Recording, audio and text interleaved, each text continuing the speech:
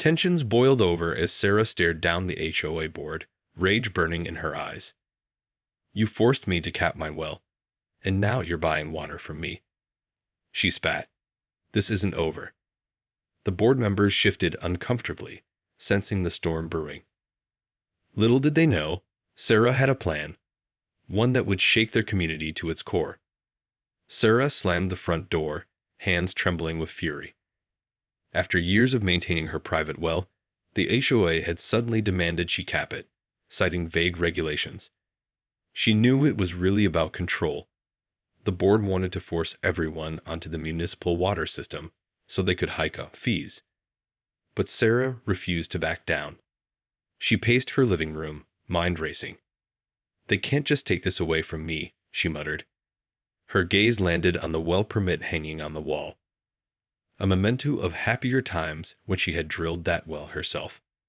An idea began to form. The next day, Sarah marched into the HOA meeting, chin held high. I've decided to start selling water from my well, she announced, cutting off the board's protests. You forced me to cap it, so now I'm going to charge everyone who needs water. The room erupted in outraged shouts. You can't do that. One board member cried. It's against the rules. Sarah raised a hand, silencing them. Actually, it's not. I own the rights to that water, and you have no authority over a private well. So unless you want to buy water from me at my prices, I suggest you leave me alone. The board members exchanged panicked glances. They knew she was right. Their hands were tied. Begrudgingly, they agreed to let Sarah continue using her well. But the victory was short-lived. A week later, Sarah noticed municipal water trucks lining up outside her neighbors' homes. Furious, she stormed into the HOA office. What's the meaning of this? She demanded. You're forcing everyone onto the city water. The board president, a smug-faced man named Martin, just smiled. We decided it was in the best interest of the community. The well water isn't safe enough, you see. Sarah's blood boiled. This is retaliation, plain and simple. You can't do this. Martin shrugged. We can, and we have. Enjoy your well water, Sarah. The rest of us will be using the municipal supply, at a discounted rate, of course. Seething, Sarah left the office. But as she walked to her car, a plan began to form. If the HOA wanted to play dirty, she was more than ready to fight back. This was war. Over the next few days, Sarah worked tirelessly, making calls and gathering information. She discovered that the HOA board had secretly negotiated a lucrative deal with the municipal water company, agreeing to funnel all the residents onto the city supply in exchange for a hefty kickback. Those slimy bastards, she muttered, clenching her fists. Not only had they strong-armed her into capping her well, but they were now profiting off the very water she should rightfully own. Determined to expose their corruption, Sarah began canvassing the neighborhood, talking to her fellow residents one by one. Many were outraged to learn about the backroom deal, but felt powerless to fight the all-powerful HOA. They'll fine us if we don't switch, one neighbor lamented. We can't afford that. Don't worry, Sarah assured him. I have a plan. She spent the next week rallying support, convincing her neighbors to band together and stand up to the board. Finally, she called an emergency community meeting, packing the local community center. As the board members filed in, eyeing the crowd warily, Sarah took the stage. Thank you all for being here, she began, her voice strong and unwavering. I've called this meeting because I've uncovered something deeply troubling about our HOA leadership. She launched into a detailed explanation of the board's shady dealings, outlining their collusion with the water company and the exorbitant fees they intended to impose on residents. Murmurs of outrage rippled through the crowd. This is unacceptable. One man shouted, We can't let them get away with this. Exactly, Sarah replied. That's why I'm proposing we take back control of our community. I'm willing to reopen my well and sell water to all of you at a fraction of the cost the city is charging.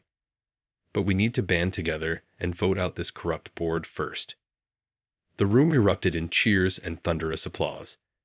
The battle lines had been drawn, and Sarah was ready to lead the charge. The next HOA board meeting was a fiery affair. Sarah and her newly formed coalition of residents packed the room, their faces set with determination. As the board members took their seats, they were met with a wall of angry stares. Sarah stood and addressed the room, her voice clear and unwavering. "We're here today to demand the resignation of this corrupt board," she declared. "You've abused your power, violated our trust, and made backroom deals that line your own pockets. Well, we're not going to stand for it anymore." The board president, Martin, tried to interrupt, but Sarah silenced him with a raised hand. "Let me finish. We have proof of your collusion with the water company, and we won't be bullied into paying their inflated rates. I'm prepared to reopen my well and provide water to this entire community at a fair price. But first, you all need to step down." The room erupted into cheers and applause. The board members shifted uncomfortably in their seats, exchanging panicked glances. Finally, Martin stood, his face flushed with anger. "This is outrageous," he spat. "You have no right to make these demands. This is our community, and we make the rules." "Actually," Sarah interjected calmly, "the residents make the rules. And we've had enough of your corruption and abuse of power." The meeting devolved into a shouting match, with residents hurling accusations and the board members desperately trying to maintain control. In the end, it was clear that the power dynamic has shifted. As the meeting came to a close, Sarah approached Martin, a triumphant gleam in her eye. "You have 1 week to resign," she said quietly. "Or we'll take this to court and make sure the whole town knows what you've been up to." Martin glared at her, his jaw clenched. "This isn't over," he growled. "Oh, I think it is," Sarah replied. "The people have spoken, and they want change. You'd do well to listen." With that, she turned and walked out, the roar of the crowd at her back. The battle had been won, but the war was just beginning. True to her word, Sarah spent the next week rallying the community, organizing protests, and preparing a lawsuit against the HOA board. She knew they wouldn't go down without a fight, but she was determined to expose their corruption and restore power to the residents. As the 1-week deadline approached, the board members huddled in their office, their faces etched with worry. "This has gone too far," Martin said, pacing the room. "We can't let her take control like this." The others nodded in agreement, their brows furrowed. "We need to shut this down now," one of the board members, a woman named Janine, interjected. "I say we have her well capped again, this time for good. That'll show her who's in charge." Martin considered the idea, a sinister grin spreading across his face. Yes, that could work. And if she tries to fight back, we'll just hit her with every fine and legal action we can." The group began hatching their plan, unaware that Sarah was one step ahead of them. The following day, as the board members arrived at the community center for their meeting, they were met with a sight that made their blood run cold. Sarah was standing in front of the building, flanked by a crowd of residents, all wearing matching "Recall the Board" t-shirts. "What is the meaning of this?" Martin demanded, his voice shaking. Sarah stepped forward, a triumphant smile on her face. "We're here to serve you with a recall petition," she announced, holding up a stack of documents. "The people have spoken, and they want you out." The board members exchanged horrified glances, realizing that their plan had backfired. They tried to push their way past the crowd, but the residents stood firm, blocking their path. "You can't do this," Janine cried, her voice laced with panic. "Oh, but we can," Sarah replied coolly. "And we will. You have until the end of the day to resign, or we're taking this to the courts." The board members knew they were cornered. With no choice but to concede defeat, they slumped back to their cars, their dreams of power and control slipping through their fingers. As the crowd cheered and chanted, Sarah felt a surge of pride. The battle had been won, But the war was far from over. She knew the board would retaliate, and she was ready to fight them every step of the way. True to Sarah's prediction, the deposed HOA board members didn't go down without a fight. Within days, they had filed a lawsuit against her, claiming she was operating an illegal water business and threatening to have her well capped for good.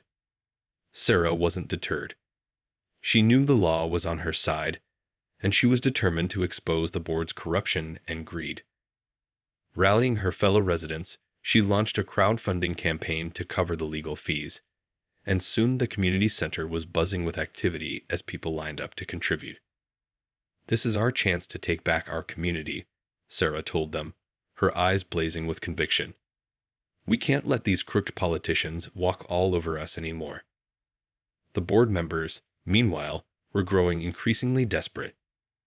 They tried to turn the neighborhood against Sarah, spreading rumors that she was gouging residents with her water prices. But the community had seen through their lies, and the more they attacked Sarah, the more the residents rallied behind her.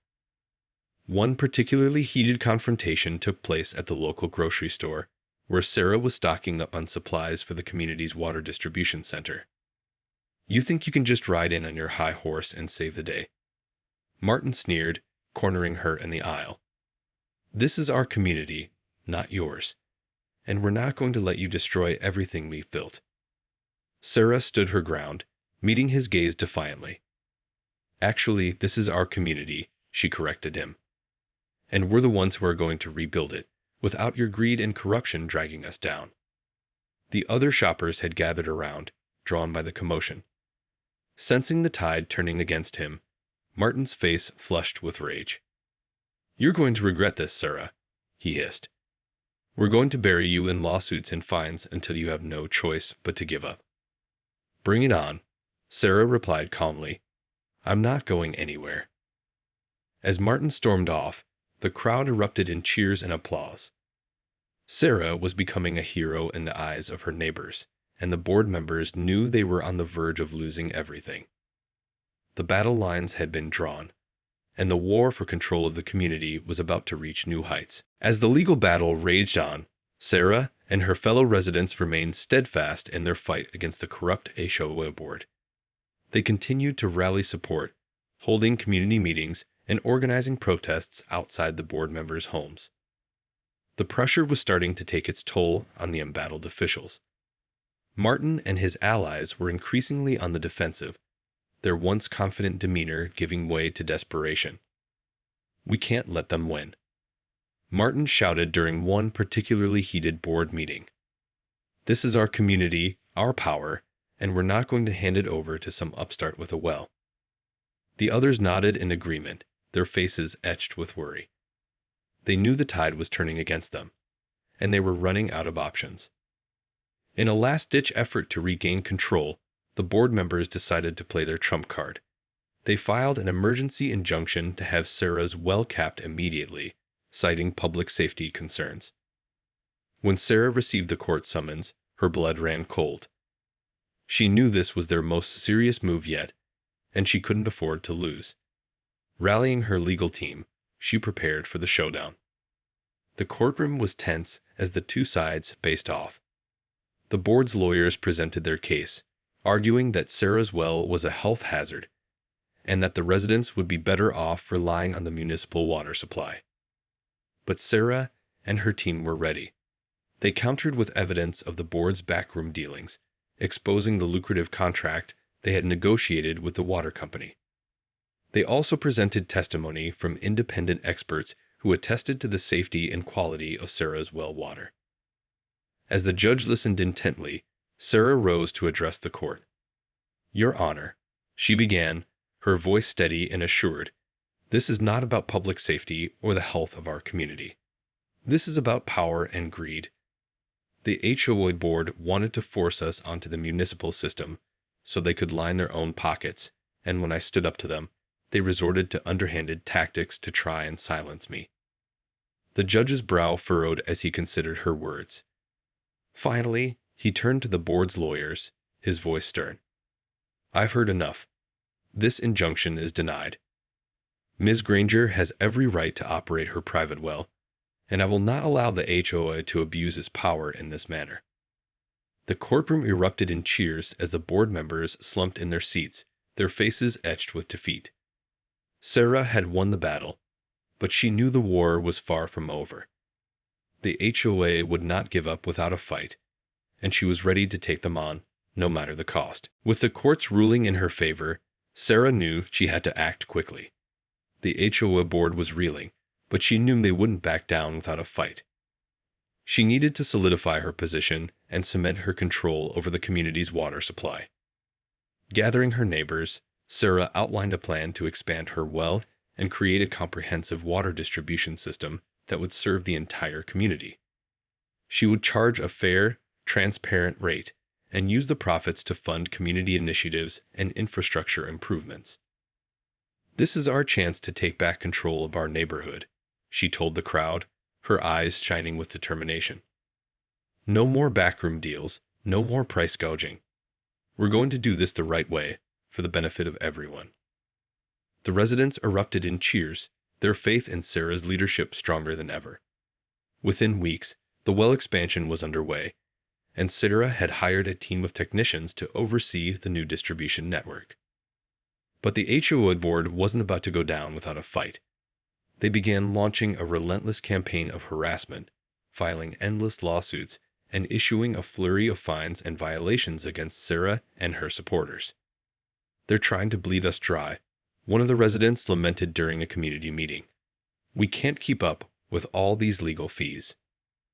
Sarah's brow furrowed with worry, but she refused to back down. "We have to keep fighting," she told the group. "If we give in now, they'll just keep pushing us around. We have to hold the line." The battle raged on, with both sides refusing to concede an inch. Sarah and her team worked tirelessly to expand the water distribution network, while the HOA board members grew increasingly desperate in their attempts to undermine her. Then, just when it seemed like the scales might tip in the board's favor, a stunning revelation came to light. During a routine audit, the community's finance committee uncovered evidence of widespread embezzlement and corruption within the HOA's leadership. They've been siphoning off millions in community funds for their own personal use, one of the committee members announced at an emergency town hall meeting. This is the real reason they've been so determined to keep control of the water supply. The crowd erupted in outrage, their chants of "recall the board" echoing through the streets. The HOA members, caught red-handed, had no choice but to surrender. Sarah had won. As the dust settled, Sarah stood before the community, a triumphant smile on her face. The corrupt HOA board had been ousted, their shady dealings exposed for all to see. Now, it was time to rebuild and chart a new course for the neighborhood. "Today, we take back control of our community," Sarah announced, her voice ringing with authority. "No more backroom deals, no more price gouging. From this day forward, we'll be running this place the way it should be, with transparency, accountability, and a focus on the needs of the people." The residents erupted in cheers, their trust in Sarah's leadership stronger than ever. She had fought tirelessly to expose the board's corruption and secure the rights to the community's water supply, and they were grateful beyond measure. Over the next few months, Sarah worked closely with the newly elected community council to implement a comprehensive water management plan. The old municipal system was gradually phased out, replaced by Sarah's efficient distribution network. Residents were charged a fair, transparent rate, and the profits were reinvested into infrastructure upgrades, community programs, and environmental initiatives. As for the deposed HOA board, their fall from grace was swift and brutal. Several members were arrested on embezzlement charges, while others were forced to resign in disgrace. The community watched with a mix of satisfaction and relief as the once powerful cable crumbled. For Sarah, the victory was bittersweet. She had fought hard to reclaim her well and secure the community's water rights, but the battle had taken a toll. Still, as she surveyed the thriving, self-sufficient neighborhood that had emerged from the ashes, she knew it had all been worth it. "This is what we fought for," she murmured, a sense of pride swelling in her chest. A community that puts people first, not profits. It's a new chapter, and I can't wait to see what the future holds. With a renewed sense of purpose, Sarah rolled up her sleeves and got to work, determined to build an even brighter future for the place she now called home.